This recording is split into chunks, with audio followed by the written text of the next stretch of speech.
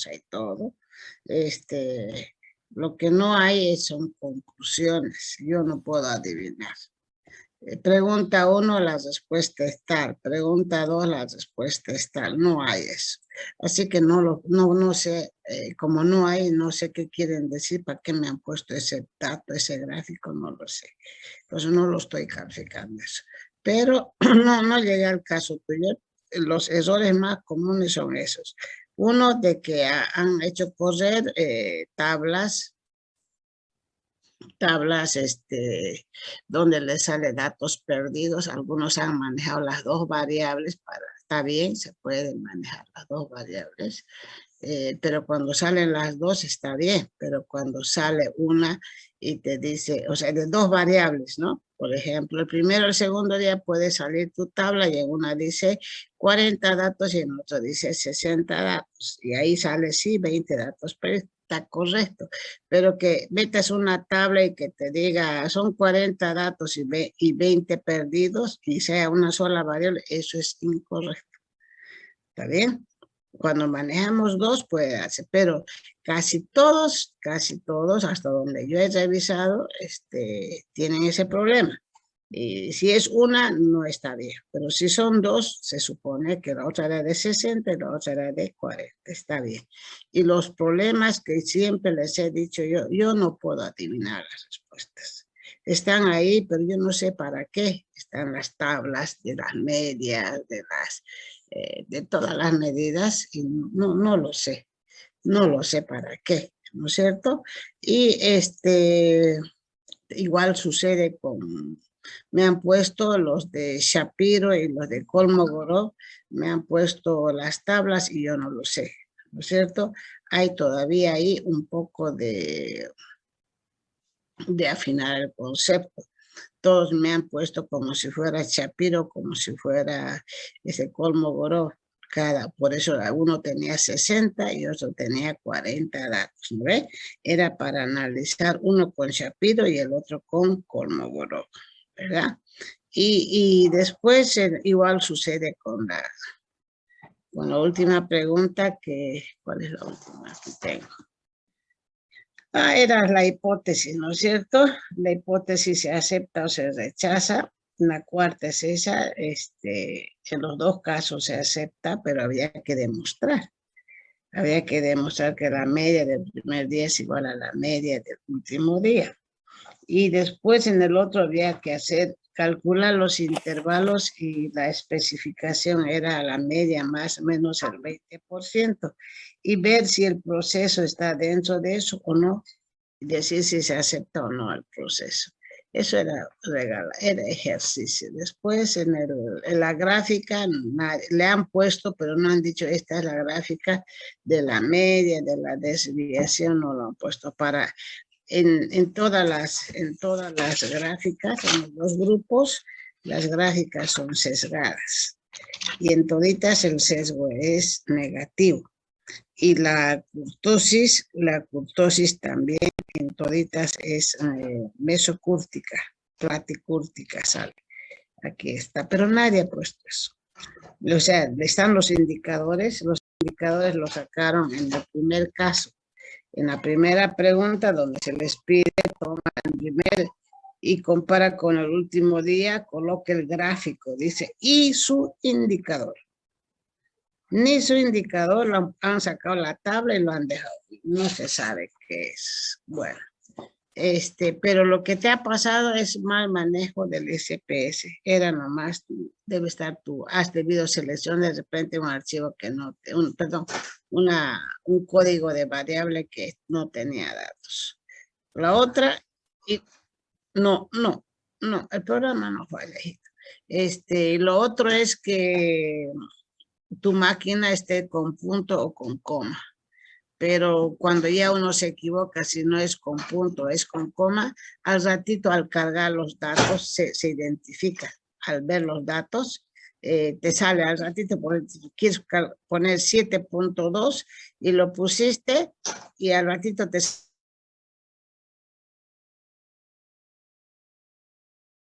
al revés, ¿no ves? pero no pueden, si estabas practicando conmigo, si estabas trabajando conmigo y te daba ese problema, yo siempre pregunto antes de entrar, jóvenes, ¿qué problema tienen? Ah, entonces, podrías haberme dicho yo, a mí mi SPS me da esto así, ¿no? Entonces, uno puede ver, y vas a ver que no es problema de cargar los datos del SPS, es alguna cosa que no has seleccionado bien, porque sería el único caso, a nadie más le dio eso. Hasta donde... Muy bien, ¿qué más, jóvenes?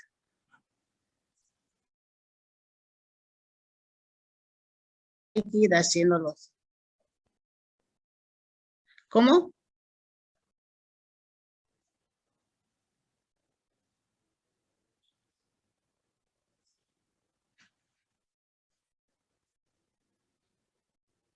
No, yo no recibo, no abro el examen. Yo lo programo para no abrirlo, para no tener tentación.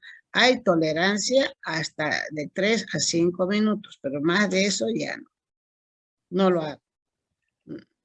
Bueno, si no pasó los 5, me va a abrir. Si no, algunos van a ver que les pongo que no pude corregir fuera de fecha, pero en el otro grupo, por ejemplo, igual el examen era hasta las 8, de 7 a 8, y me han entregado 9:30, 10, esos tienen 0. No, ni los veo siquiera, no lo abre el programa porque se pone un margen de tolerancia, ¿verdad? Y eso es porque ustedes no han practicado, tienen que practicar para cuando llegue el momento lo puedan resolver con facilidad. Y además era muy fácil, joven. Yo se los he mandado en Excel, a propósito se los he mandado en Excel. ¿Y qué tenían que hacer? En el Excel juntar todos los datos, juntarlo en una sola columna y copiarlo y llevarlo al SPS. Y el segundo día igual, juntarlo los dos, que eran en 2 columnas, ponerle una sola columna y llevarlo, ya estaba, no había para qué meter dato por dato, no había para qué. Yo les he enseñado justamente que eso tenían que hacer. El SPS lo admite arrastrar del Excel. Y ustedes en media hora podían haberlo resuelto, ni siquiera, no había para qué meter los datos. A ver, ¿quién ha hecho así? Nadie, no puede ser. Era, Balboa, Balboa, dice. sí, era un poco, pero no sé por qué el tiempo se nos fue, aún así, como lo hicimos así, copiando de la parte del Excel, Ah, lo sentimos el tiempo un poco, o bueno, en mi caso lo sentí un poco corto el tiempo. No sé no, por qué. hijito, sin nada lo tenían que hacer ustedes. Lo más No, que tenían que hice, poner, mira, si lo has metido así como el Excel, feliz de la vida. Eso se hace en 3 minutos. En 3 minutos se hace, ustedes manejan. Y tenías toda una hora para resolver. Ah, tenías 57 minutos. Y que era la primera pregunta, y chancha, y sacar la tabla y escribir ahí abajo, leer la pregunta. Ah, pide cómo está el sesgo y cómo está la curtosis. Entonces seleccionabas y copiabas. El sesgo es así, la curtosis así en el primer día. El sesgo y la curtosis en el segundo día, ¿no? Entonces, el que tiene más alto valor de sesgo y curtosis es el que podemos decir que es más visible o está mejor. El que tiene más bajo está mal, ¿no es cierto? No se lo ve ni no se distingue. Lo que determina aquí es la curtosis. Si la curtosis es alta, es mayor, ese día está el proceso está más controlado. La curtosis es la que manda acá, ¿verdad? Entonces, y eso escribirlo así, no lo han escrito, me lo han dejado la tabla ahí. Yo no sé qué voy a hacer con esa tabla, así que no, como no dice eso, porque la pregunta es esa, no me lo han escrito, entonces yo no califiqué. Otro me lo han mostrado, muestra las gráficas, que era de ahí mismo, de esa pregunta, copiar la gráfica, esta es la gráfica del sesgo y de la curtosis del primer día, y esto del segundo día, eso nada más que mostrar, lo han mostrado, pero no dice de qué día. Y la gráfica, algunos lo han mostrado, no todos, no. No, otros ni lo han copiado siquiera. Y decir, fíjense que aquí la kurtosis es más visible porque era para confirmar la primera pregunta. Era así. Jóvenes, a la pregunta, la respuesta. Y eso se los digo yo. Eso se los digo, se los pido. No es a dejarlo, yo no adivino. Hay algunos que no han puesto ni su grupo. ¿Qué tal? Ah, muy bien, Barney. Me gusta que se ría, Barney. Yo hago lo mismo, me río. Es que ¿Y qué voy ingeniera, a no dio hacer? tiempo, no Yo dio lo tiempo, dejo, ingeniera. yo lo dejo. No, ¿Cómo que no va a haber tiempo si es lo primero que tenés que hacer? yo Yo lo apenas primero que a las 3. poner su nombre, su registro y su grupo. Por eso tienen que leer, jóvenes, todo examen tiene 3 etapas. Ustedes van a enfrentarse a cosas más terribles todavía. Cuando les hacen las entrevistas, les toman examen y se van a enfrentar a 3 etapas. La primera, escuchar y entender, o leer y entender. Si eso no sucede, lo demás no sirve para nada. La segunda etapa es hacer lo que has entendido, si eso hemos aprendido en DEMI. Y la tercera es revisar si he entendido, he hecho lo que he entendido o no, y punto. Ya la cuarta ya no la puedes controlar. Eso hemos enseñado todo el semestre, ¿no es cierto? Muy bien, jóvenes. Después, después en la pregunta 4 se acepta que para un 95% de la significación, algunos han hecho con el 99, no importa, pero para el 95 igual, no importa porque no dijimos con qué nivel de significación. El 5 también está dentro, dentro de los intervalos de confianza está la media, la media más el 20% de la media, sí, es amplia. Si esa es la especificación, los intervalos de confianza del proceso están contenidos en eso. Entonces, esa era la otra. Después ya les he dicho todas. Y había que hacer ahí nada más multiplicar y mostrar, estos son los intervalos de confianza al 95 y estos son los intervalos del proceso que a la media más o menos el 20%. Ok, jóvenes, se los voy a pasar. Tenemos que ir avanzando en el tema de pasar las notas, se los voy a pasar, estoy calificando. Muy bien, vamos a compartir, jóvenes, vamos a compartir si me preguntas del libro, porque lo que viene después del libro tienen ustedes que ir completando. Yo se los voy a dejar y vamos a compartir el capítulo 6. Y si ustedes tienen dudas de lo que va después del libro, ya hemos visto, intervalos hemos visto, después el PPP hemos visto también, hemos dicho que los índices a largo plazo se diferencian del corto plazo porque tienen el N-1 y hemos visto que para 100 datos se aproxima. Entonces en el capítulo 6 del libro voy a compartir. Este es el capítulo 6. Nosotros vamos trabajando con las herramientas más importantes que es para la mejora. Estas herramientas, no sé si algún momento les dije, el libro lo que maneja es el nivel gerencial. ¿Qué es el nivel gerencial? No ha sido elaborado para niños que tienen que deducir la media, la desviación. Esto es para personas que están manejando a nivel de alta gerencia. Entonces se supone que estas herramientas son para la mejora de la calidad o para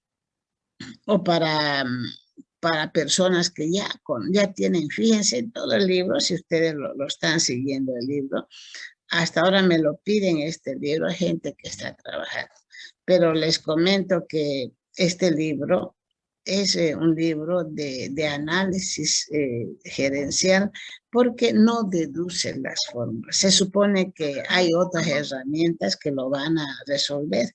Se supone que las herramientas se lo tienen que hacer los técnicos, los supervisores y qué sé yo, ¿no es cierto? Pero ese es el fin de esta lámina. Las herramientas son varias, ¿no es cierto? Y el objetivo de manejar las herramientas es de recurrir a una herramienta que sea fácil para la mejora de la calidad, que sea fácil para la toma de decisión. No es muy fácil tomar decisiones cuando uno está en la empresa. No es fácil, jóvenes.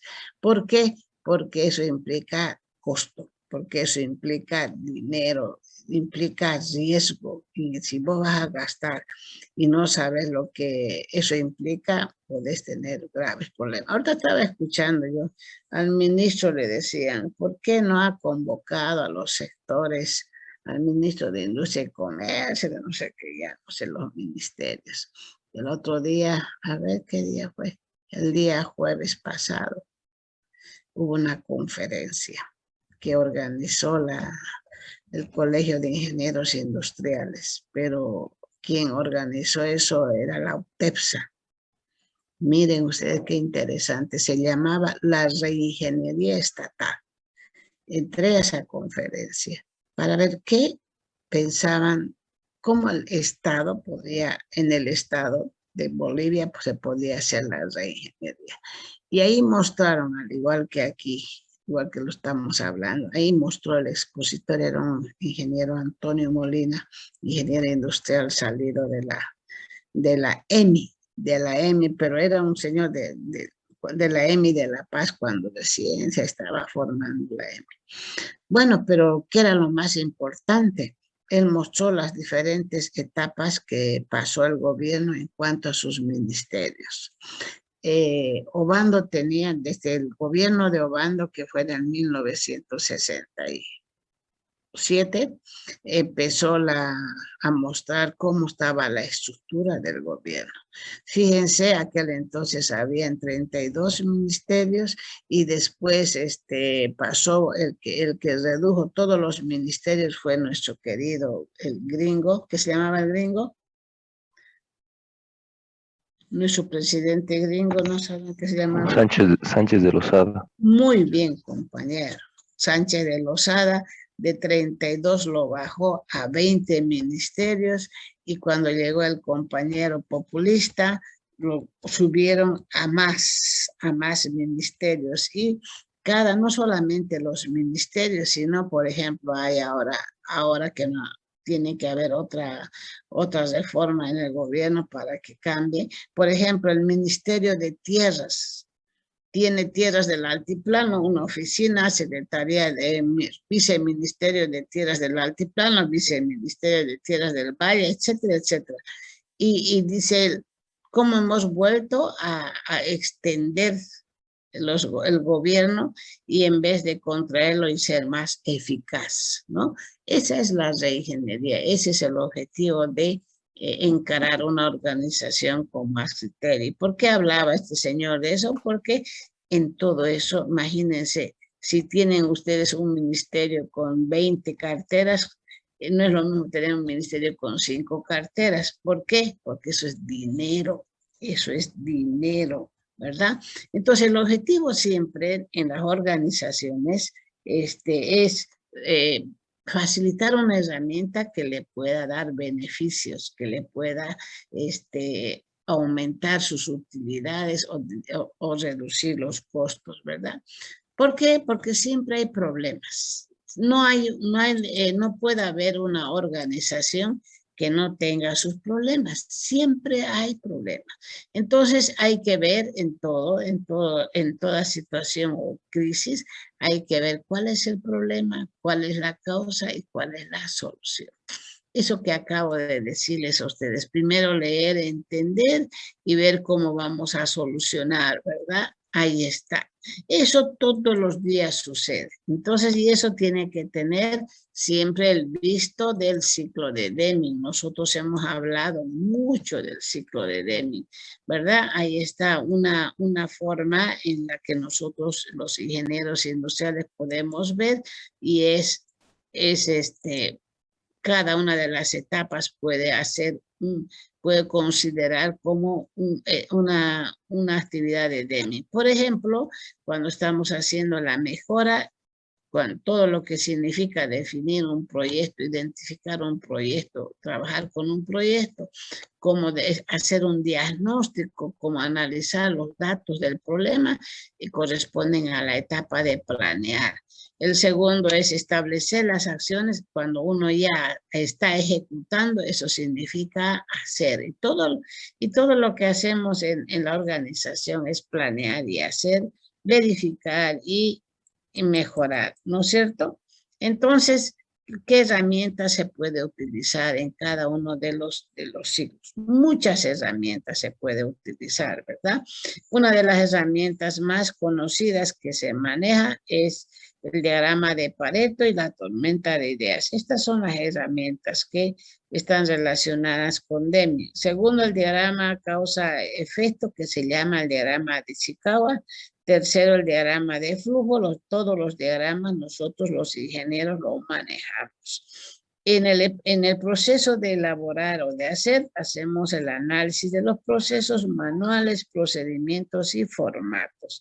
Y finalmente hacemos lo que ya hemos entrado ahora a hacer, es análisis de los indicadores, como hemos visto en el capítulo anterior, los diagramas de control, y hacemos manuales y procedimientos para la mejora. No puede haber mejora si no manejamos los manuales. Entonces, de todas estas herramientas, el gerente maneja de forma particular cada una de ellas y va dando soluciones. Por ejemplo, tormenta de ideas es lo que más sucede. Ahorita estoy viendo algunos alumnos míos que están en la parte del trabajo, todavía están trabajando con todas las empresas que se han hecho, han sido empresas de servicios petroleros, todas las empresas, que además hartas ya dejaron de ser, ¿no? Por ejemplo, había una empresa muy grande que era Bolinter, ya no trabaja, porque no hay dónde trabajar. Serpetbol, Servipress, ¿cómo se llama? Ahí tenemos Búhos, esa empresa también de servicios, hartas empresas. Algunas se han quedado haciendo consultoría, pero la mayoría desapareció. Sin embargo, hay 2 o 3 ingenieros industriales que han sido exitosos en ese proceso, tuvieron mucha visión y son ingenieros que han pasado por acá. Hay una empresa Excelsior y hay una empresa de transporte petrolero que es de Edson Vargas, un buen alumno que salió por acá y fue a las petroleras a trabajar y vio que era necesario potenciar y él tiene su empresa de transporte. El transporte no, difícilmente que muera, ¿no es cierto? Y Excelsior es de un alumno que también fue y vio que era necesario tener maquinaria pesada para hacer caminos de acceso a los pozos petroleros. Ellos todavía están, pero ellos todos los días hacen tormenta de ideas, todos los días se reúnen en la mañanita. Los que saben o están en las petroleras saben que las petroleras no trabajan en la ciudad, están en el campo y trabajan 3x1 o 2x2. Entonces, para ordenar su trabajo, lo que hacen es que hacer un comité técnico. La tormenta de ideas se debe hacer con pocas personas y con personas que entienden de ese proceso, porque no voy a llamar a uno del área de mantenimiento cuando tengo que hablar de producción.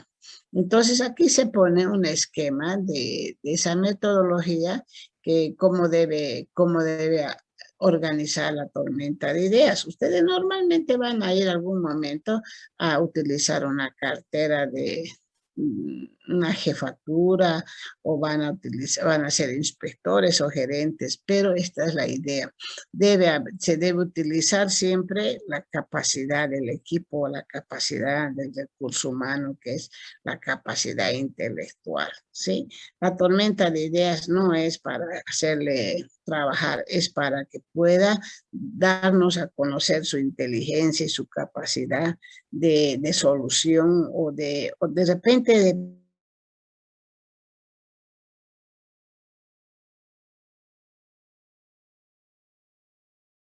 quien te ayuda a resolver, a ver ese problema, son las personas. Fíjense, todo lo que estamos hablando son las personas y son para las personas. Entonces hay una serie de procedimientos que se deben manejar para que este proceso pueda ser viable. Y ya esto está estructurado en otras organizaciones, esto es normal.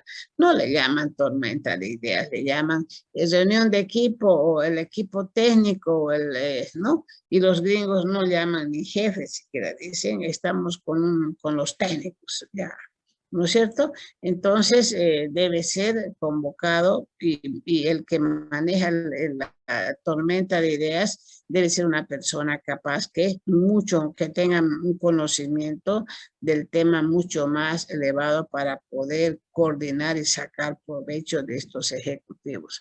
Hay muchas técnicas alrededor de la tormenta de ideas, por ejemplo, muchos hablan de los focos o de los grupos focales, ¿no es cierto? En marketing, en comunicación, no se habla de tormenta de ideas, se habla de un grupo focal, porque es de ahí donde yo genero la información.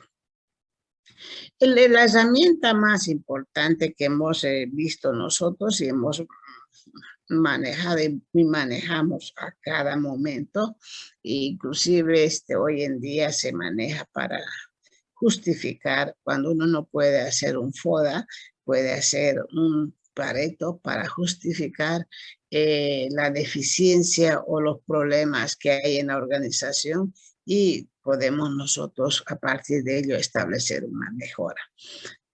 Pareto es una herramienta muy fácil que la regla del 80-20 se llama, o también se llama la regla de los vitales y los triviales.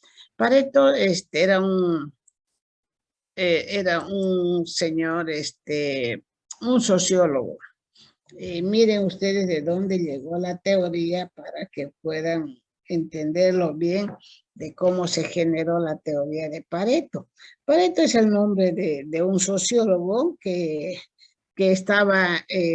hacía trabajo de consultoría en la década del 50, del 60. Y es interesante el fundamento, si ustedes lo pueden ver la historia y cuál fue su inicio para el teorema de Pareto o el diagrama de Pareto.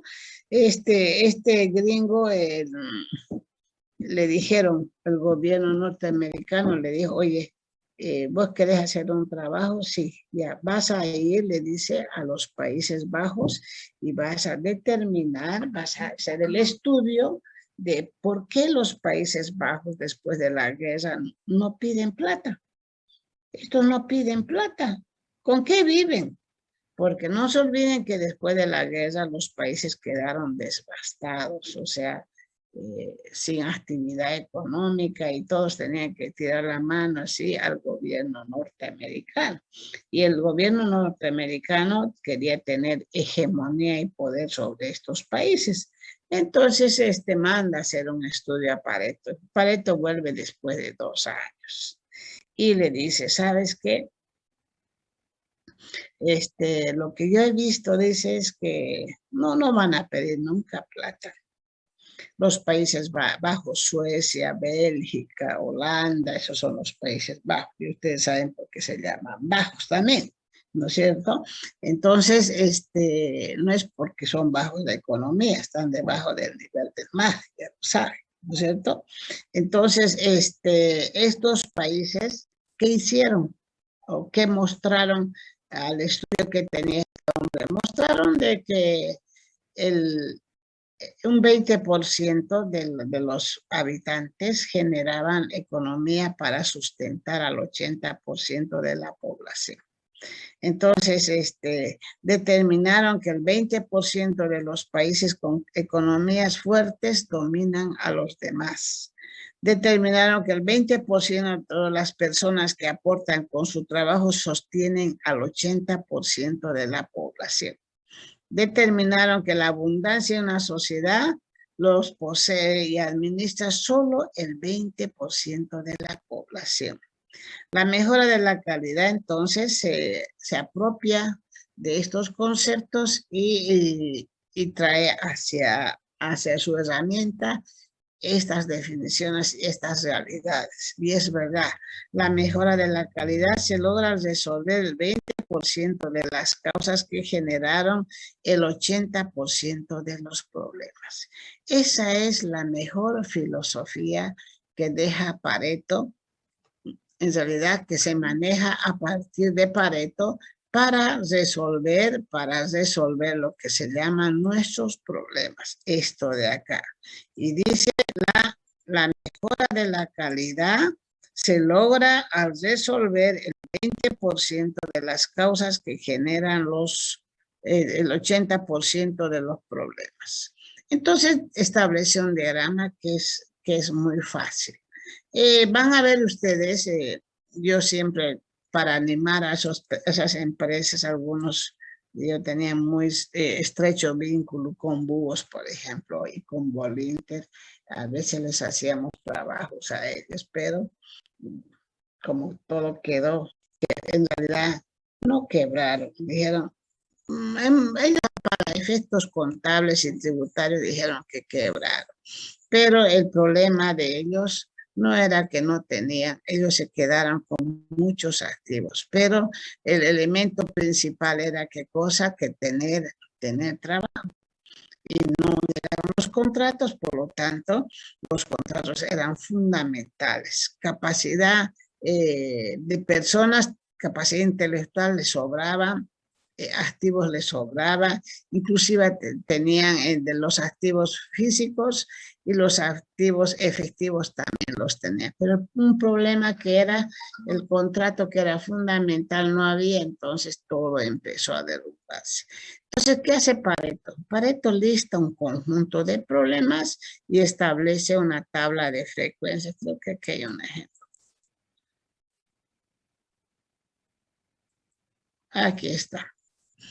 ¿Qué hace Pareto? Hace una lista muy sencilla, muy fácil para construir y va sacando un porcentaje, hace el acumulado y grafica ese acumulado y lo muestra Pareto, lo muestra el acumulado en una gráfica como es esta. Esta gráfica en las ordenadas pone lo que se llaman los problemas y en la abscisa, perdón, pone los problemas y en la ordenada en una escala ponen los valores y en otra escala la relación porcentual.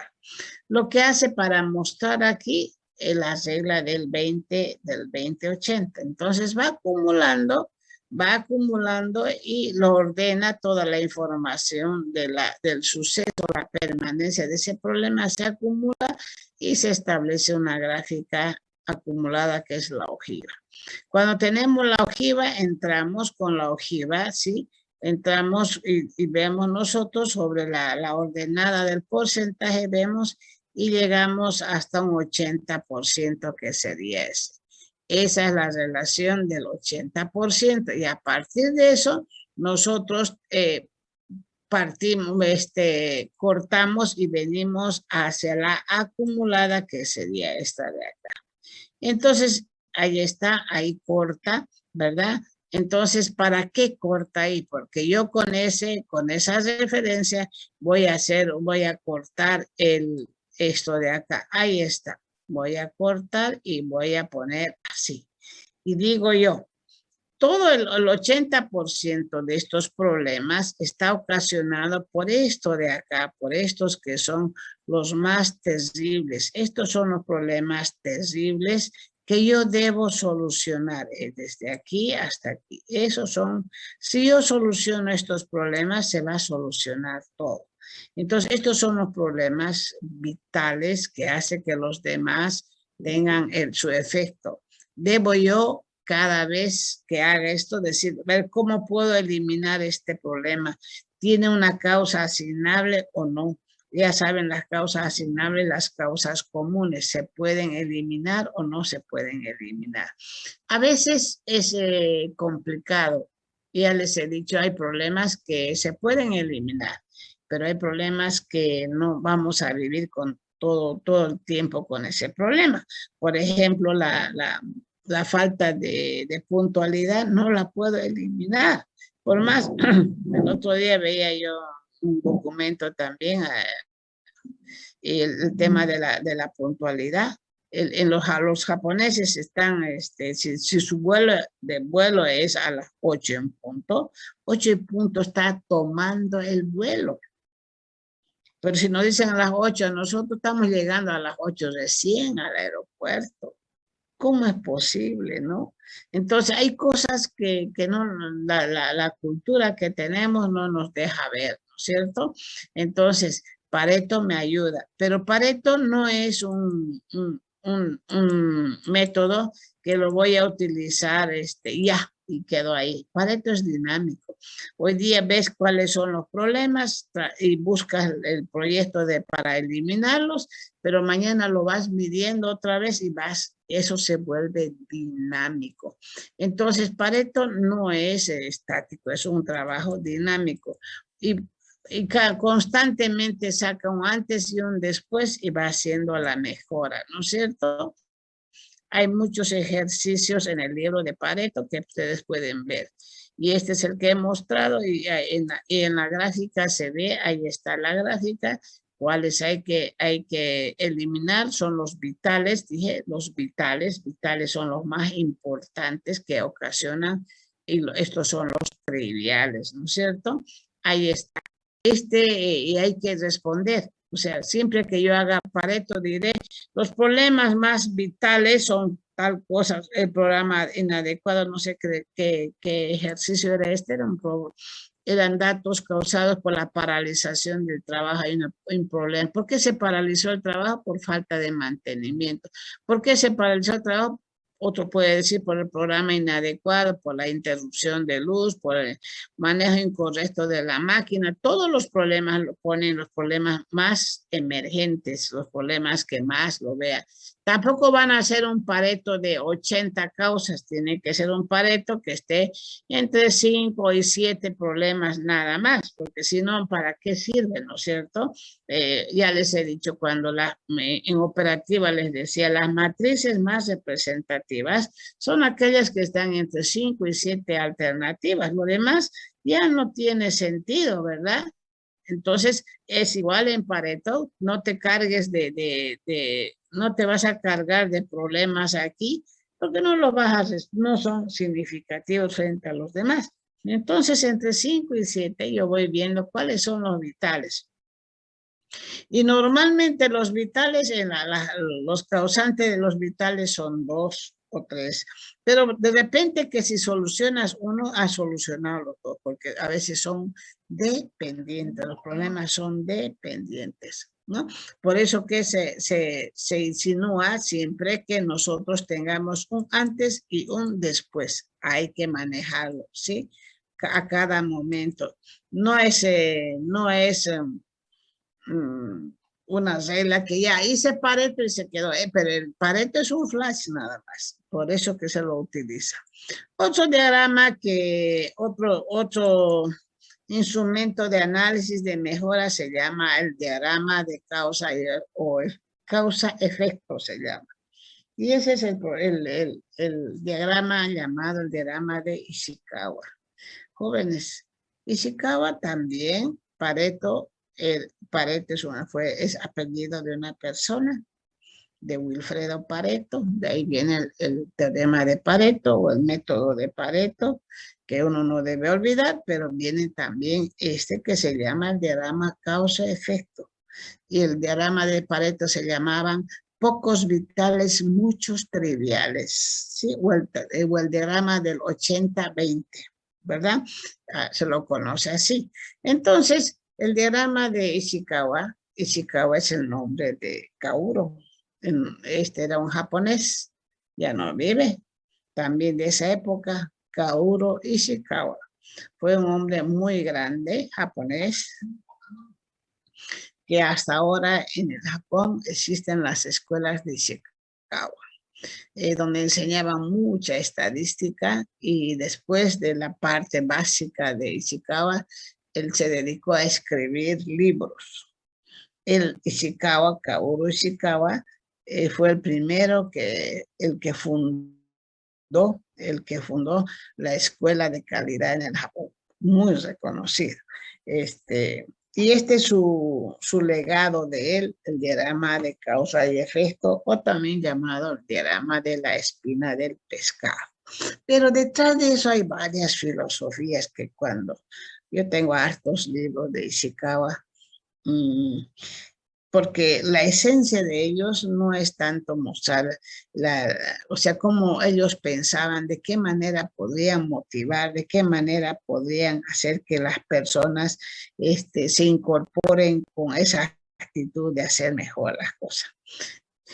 El diagrama o espina de pescado, primero que forma parte de un análisis de ver dónde están las causas y esas causas qué efectos producen. Basado en dos cosas. Ese es un diagrama de Ishikawa. Pero la filosofía fundamental de esto son dos. Este es el método ya, pero como japoneses, ellos dicen, y es verdad, que el pez nunca nada en retro. Una de las filosofías. Por eso que ha buscado un esquema este hombre para decirnos que no hay un pescado que vaya en retro. El pescado siempre va para adelante en el agua. Puede dar la vuelta, pero no da retro. Una filosofía. Y la segunda filosofía, el principio de causa y efecto, es un principio de Newton. Y Newton era antes que Ishikawa. Toda causa, ¿qué dice el principio de Newton? A toda acción existe, toda acción genera una... ¿se han ido? Una reacción. Así es, esa es causa y efecto. Esos son la filosofía de Ishikawa. Era un hombre muy leído, un hombre muy preparado. Y vamos a ver qué pone. Ishikawa pone siempre digamos, en la trompa del pescado, pone el problema. Hay siempre un problema. Todos partimos de que tenemos un problema. Y esos problemas tienen causas principales, tienen causas fundamentales y tienen causas, pueden ser menos importantes o de repente súper sencillas. Entonces, este problema tiene sus causas. Y en ingeniería, en la parte técnica, no se quiere perder ningún área. Entonces se hace una causa-efecto de las 4M, de las 6M. Y también hay otros diagramas de causa de Ishikawa que manejan los procesos. Hay otros diagramas de Ishikawa que manejan la enumeración, la expresión de cualquier persona que siente que esa es la causa. Entonces, en todo diagrama debe tener por lo menos 2 niveles. O si tiene más, ya son como en Pareto, si son más de 7 causas, ya las otras no son importantes. Y aquí solamente tiene que tener 2 niveles, las demás ya son poco importantes. Ingeniera. Dígame, joven. Dígame. Así como dato nomás, porque yo tengo un amigo que recientemente ha entrado a Sofía y está en el área de producción. Muchas veces me comenta que tienen que hacer diagrama de Pareto. y porque se presentan muchos problemas, entonces es una buena forma de poder identificarlos y bueno, ya posteriormente dar informes, ¿no? Porque prácticamente muchas veces ese va a ser nuestro trabajo, dar informes para que la persona que ya no, el gerente que nos dirija pueda así tomar la mejor decisión, ¿no? De acuerdo a los datos que nosotros le proporcionemos. Sí, así es, joven. Yo le dije por eso que Pareto no es que ya sacas y te quedas ahí, es un flash. Seguramente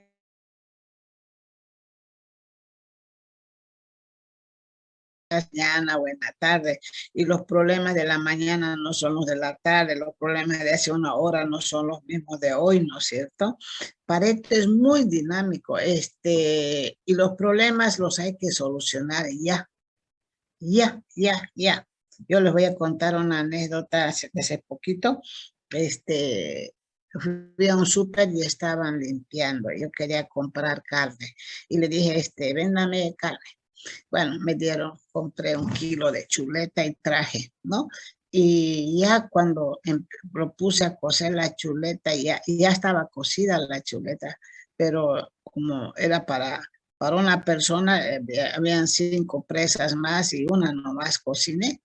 Y ya al momento de comer sentí olor a lavandina, ¿no? ¿Qué pasó? Y les digo, no van a usar esto, está así. Entonces, más tarde me di tiempo y volví al súper. Le dije, mire, yo no lo comí, pero si usted lo prueba, y aquí está su producto. Y ella ahí dijo, la señora, la administradora, está muy bien, le vamos a reponer, pero mejor es que no les repongamos, lleve otra cosa, porque ese lugar de los fríos, de ambiente frío, siempre se debe hacer mantenimiento, pero aquí el causante es quien lo vendió, y este causante ya tiene tantos reclamos, señora. ¿Qué habían hecho? No hicieron paretos, sino palitos. O sea, como ellos no tienen formación, los que venden en los supermercados no son ingenieros, ¿no? Pero los que administran, sí, son administradores o son ingenieros. Y ella tenía, por cada obrero, tenía los palitos de las cosas que no cumplían, buscándole. Tenían que tener, si lo retiraban, tenían que tener una causa por qué retirarlo, ¿no es cierto? Por incumplimiento, por despistado, por lo que sea. Entonces, Pareto sirve, Pareto es útil para resolver los problemas que ya se presentan y los problemas que ya hay que resolver. Pareto es muy bueno, y es fácil de utilizar, jóvenes, no hay técnica, no hay ninguna herramienta de integración, derivación, ni siquiera las calculadoras. En un cuaderno, una rayita que ponía ella, su método era ponerle una rayita por cada no conformidad. Muy bien, gracias, compañero Orihuela. Entonces, igual en Ishikawa, los problemas son más profundos en Ishikawa, más problemas que anotar las no conformidades, y las causas que se pueden dar a un problema tienen hasta 3 niveles. La primer causa siempre, todo lo que es azul, se llama la primer causa acá.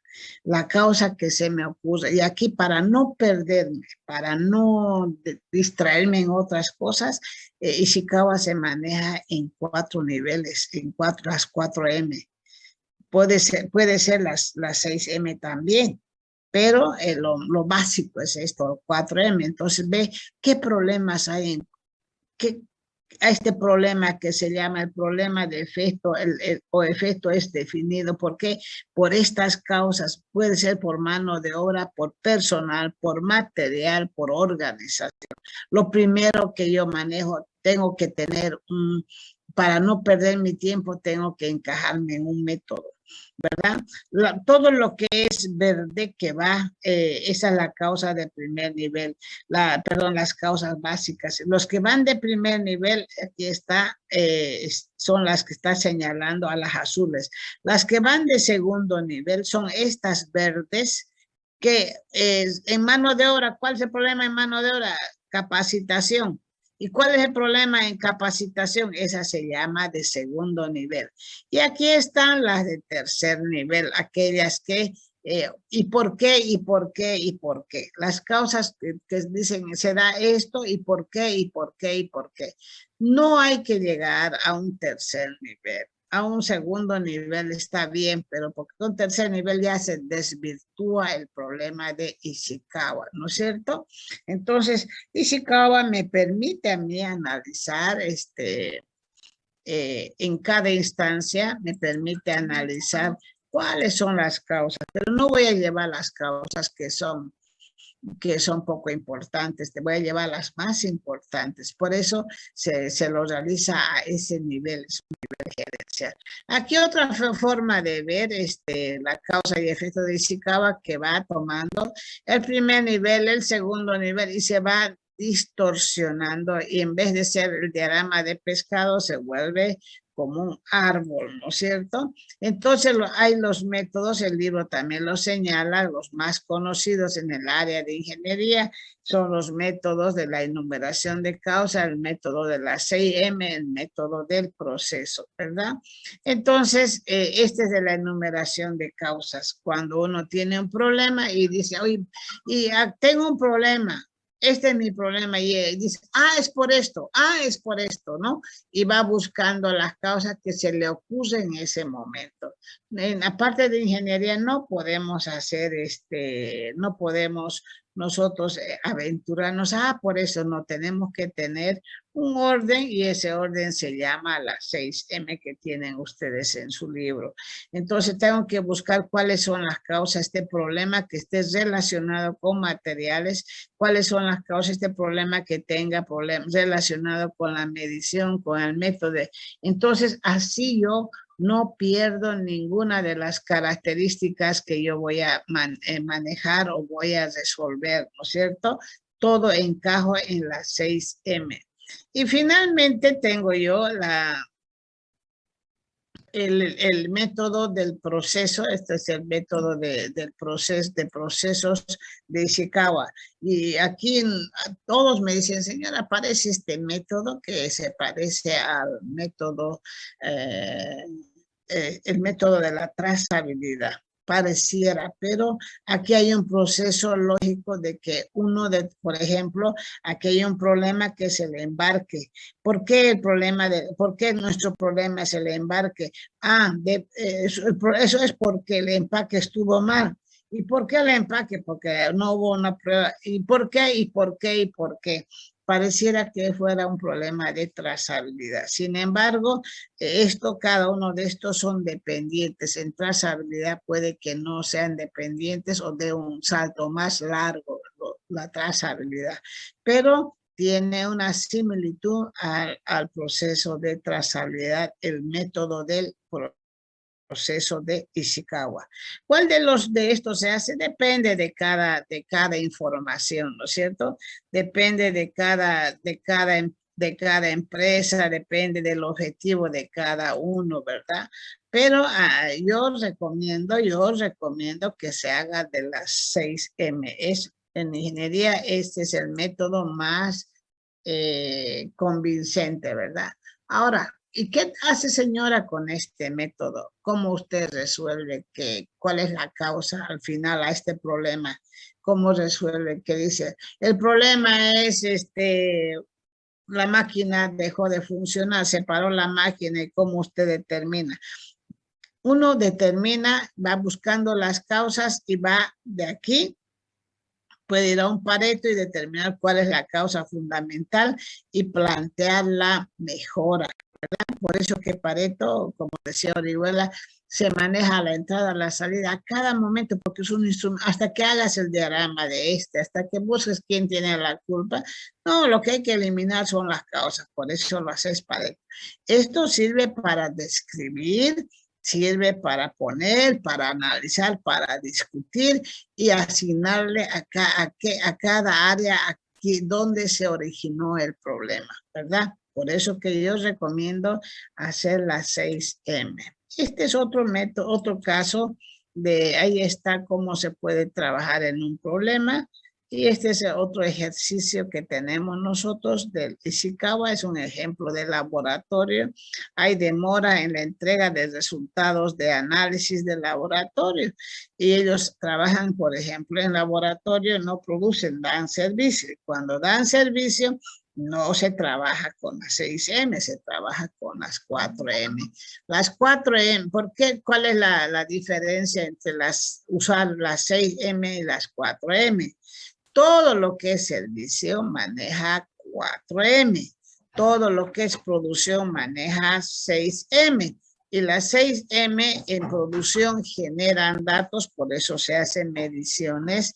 Genera materiales, por eso se pone materiales. Ustedes han visto acá en la 6M, ¿no? Materiales, medición, medio ambiente, maquinaria, ¿verdad? Entonces, en las 4M nosotros tenemos menos mediciones, ¿no es cierto?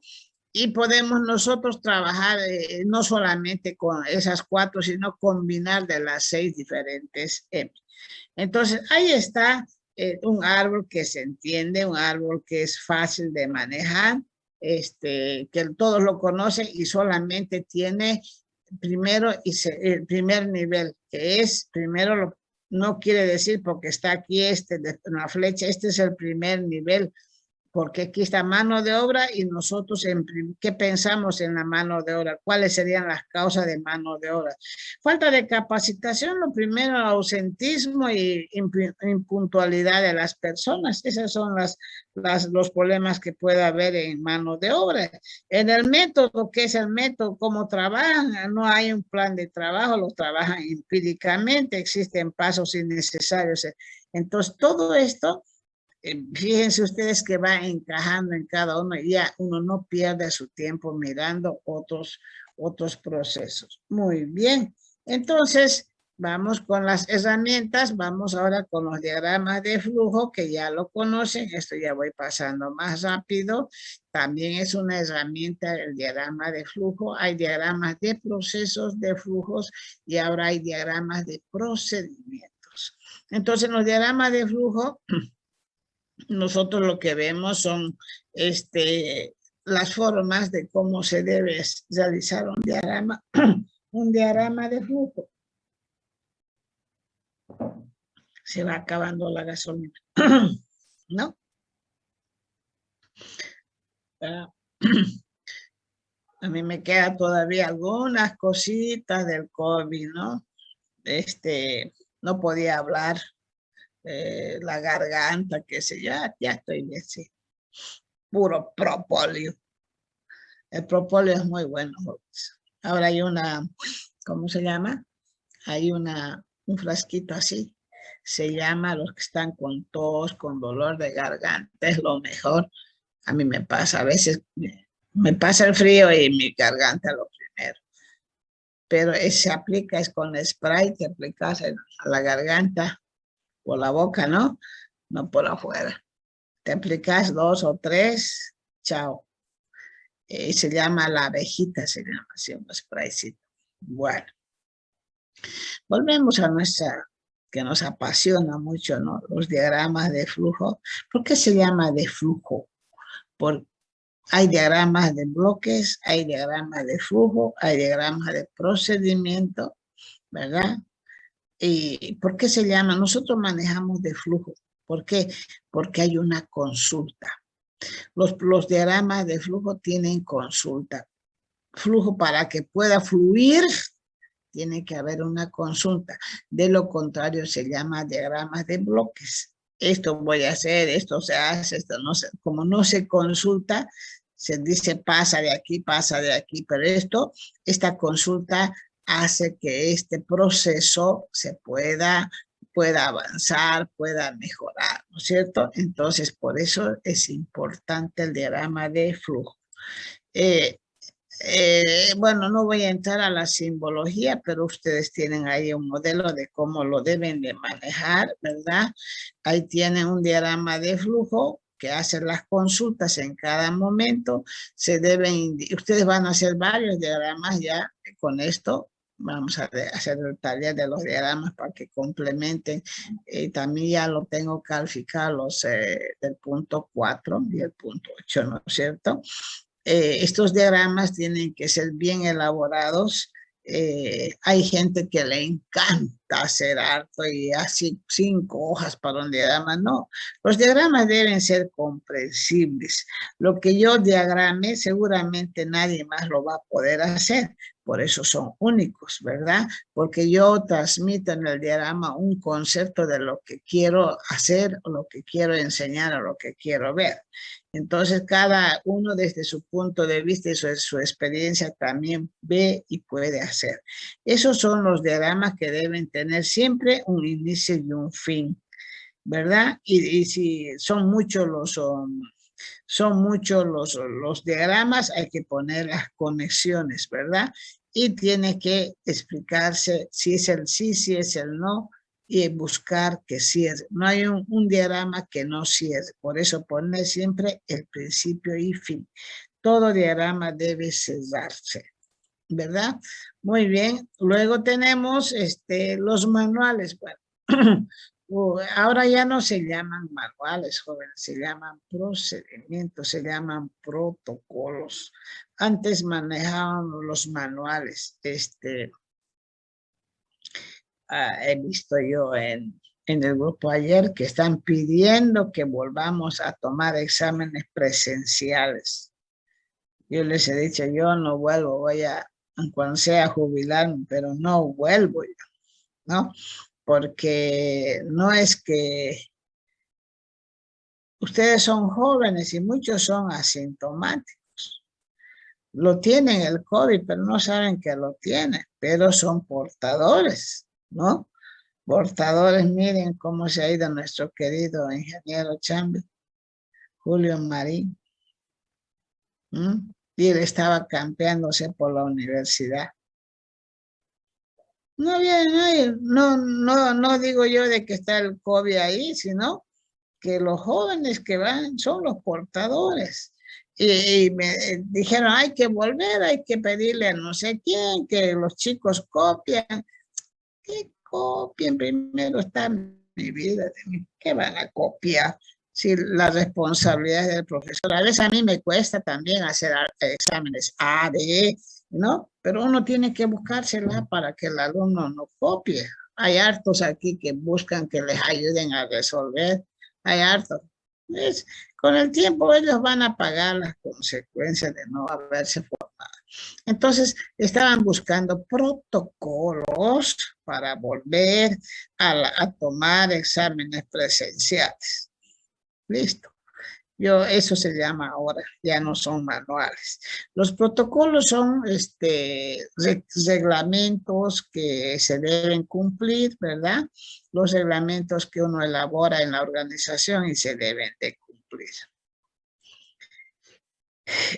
Los manuales eran documentos que tenían, hoy en día ya esto lo de los manuales ni en la ISO se manejan, pero eran así de largos, tenían su índice, su alcance, este es un alcance. Primero tienes la carátula, cómo debe estar escrito el objetivo, los procedimientos para cada uno, para qué sirve, cómo se la debe decir. En los protocolos también te tienen que decir para qué usas alcohol, cómo lo debes hacer, para qué, ¿no es cierto? Entonces, esos protocolos los tenemos que elaborar, los tenemos que hacer. Es parte de... Tienes que decir en los protocolos qué tienes que hacer y también qué no debes hacer. Esas son las normas, esas son las leyes, ¿verdad? Bueno, tenemos los formatos. Este es un formato, se llama registro. Este es un registro, jóvenes. ¿Por qué es un registro? Porque yo puedo llenar cada uno de estas casillas. Puedo llenar para cada actividad. Este registro lo puedo hacer yo para mi conveniencia, pero otro lo puede hacer de otra manera. Otro lo puede hacer como le convenga, donde yo puedo, todo registro permite almacenar información. Y antes estábamos 21 registros en la ISO, dice 21 registros. Y esos registros les he tomado examen yo, ¿a qué puntos de la ISO corresponden? La mayoría corresponden al 7 y al 8. La mayoría, porque son los puntos donde uno tiene que realizar las operaciones, ¿verdad? Muy bien, esos son los formatos y finalmente nosotros estamos hoy en día en los indicadores. Aquí está, indicadores. Estamos pasando en el capítulo 5, hemos visto los indicadores. ¿Cuáles son los indicadores?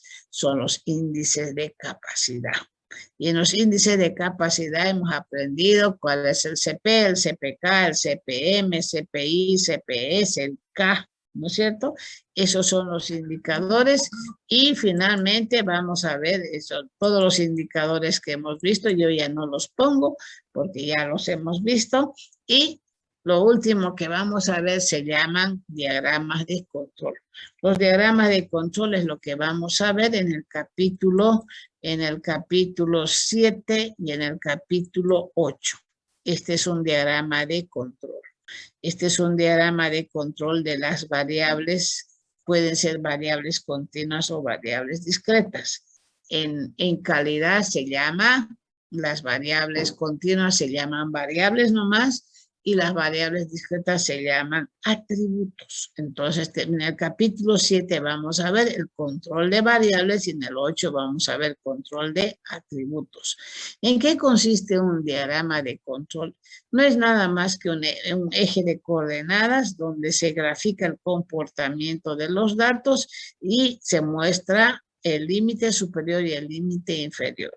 Hay diferentes métodos para calcular y esos diferentes métodos dependen de cómo genero yo la variable en la organización o cómo yo genero ese dato en el proceso. Dependerá de eso para que yo pueda trabajar, ¿no es cierto? Bueno, lo demás es, ya lo hemos visto, son las S.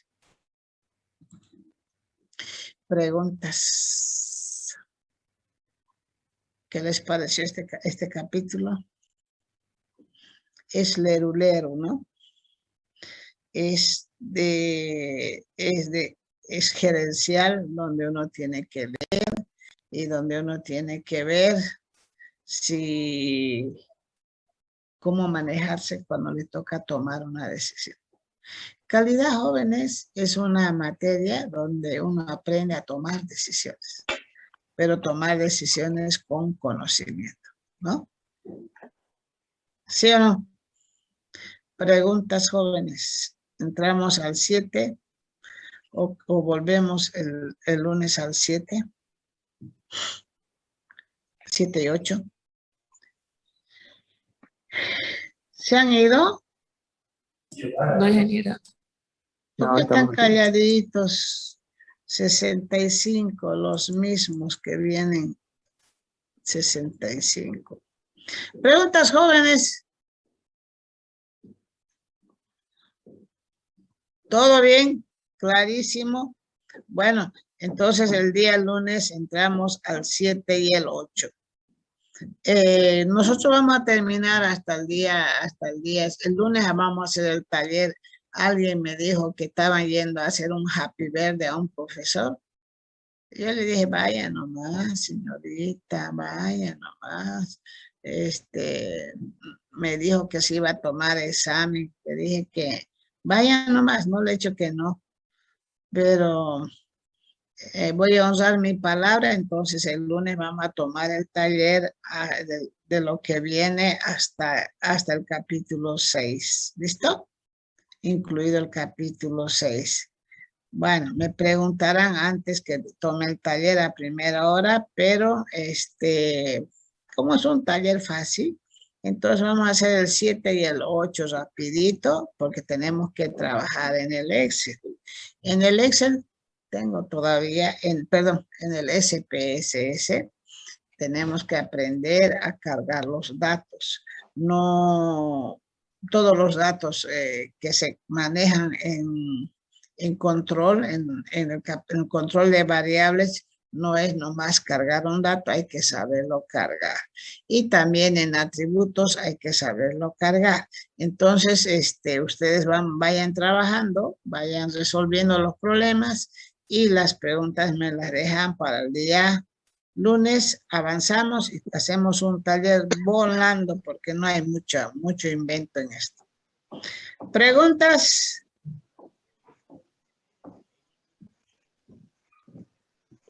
Muy bien, jóvenes. Abríguense, no salgan a pasear. ¿Listo? Trabajen, que les vaya bien. Hay uno que está con tos, ya, pues. Vayan, abríguense. Un abrazo, jóvenes. Cuídense. Hasta pronto. Hasta lunes. Hasta lunes, ingeniera. Chao, hasta luego. Chao, chao. Hasta luego.